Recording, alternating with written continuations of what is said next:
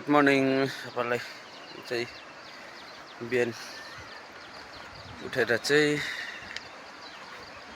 हामी चाहिँ चिया खाएर बिहानीको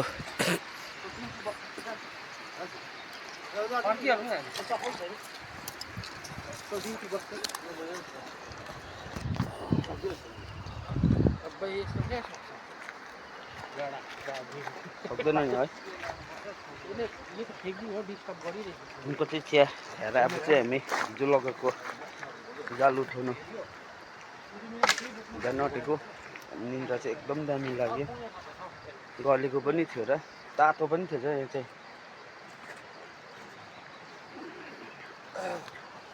केटाहरू त बिहानै सबसे ढिलो उठ्ने चाहिँ मै हो।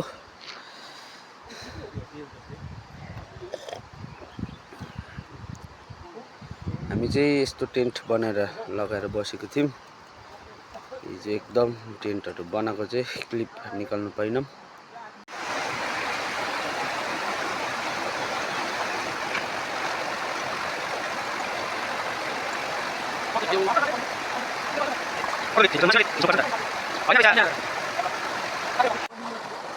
चाहिँ माछा चाहिँ हामीले पाइनौँ, एउटा पनि 2-3वटा मात्रै पायौँ।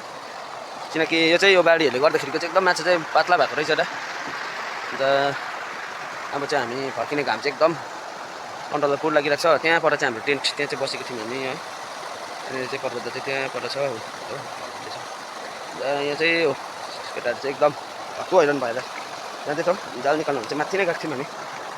यो पारिहरू चाहिँ नेपालहरू देखेको खोलाको चाहिँ त यत्रो यो चाहिँ अब यो अस्ति अक्टोबर 5 को यो बाढीले चाहिँ सबैतिर त्यस्तै भयो, यस्तो बनाइदिएको रहेछ खोलामा। अन्त त्यही भलहरूले गर्दाखेरिको त्यही माछाहरू एकदम पातला भएर गएको रहेछ।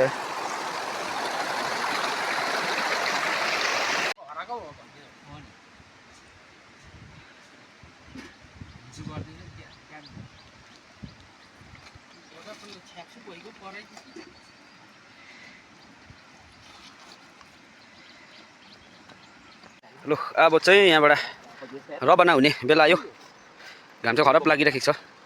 टेन्ट सेन्टहरू उठाएर एकदम बोरा बिस्तर बाँधेर चाहिँ अब चाहिँ लाग्ने। अब हामी चाहिँ यहाँबाट चाहिँ अब चाहिँ लाग्ने यो उकालो हिँडेर चाहिँ जानुपर्ने। यहाँ माथि डाँडा कहाँबाट चाहिँ माथिबाट गाडी छ। त्यो खोला अब कोही आयो भने पनि यता तपाईँहरू आउनेवाला विश्व प्रोग्रामहरू मिलाएको छ भने चाहिँ यता चाहिँ तपाईँहरू आयो भने चाहिँ दुःख मात्रै हुने रहेछ, माछा चाहिँ छैन यहाँ चाहिँ। यता चाहिँ एकदम झुक्किएर पनि नआउँदा हुने रहेछ।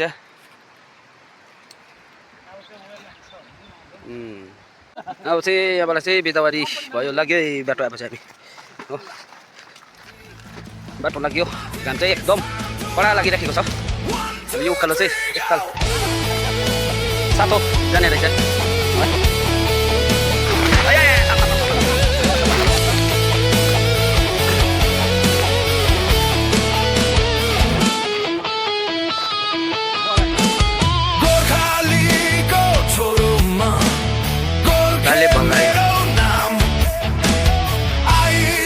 एकदम हत्तो भएछ यहाँदेखि आउँदैछ घामले हो नि त है।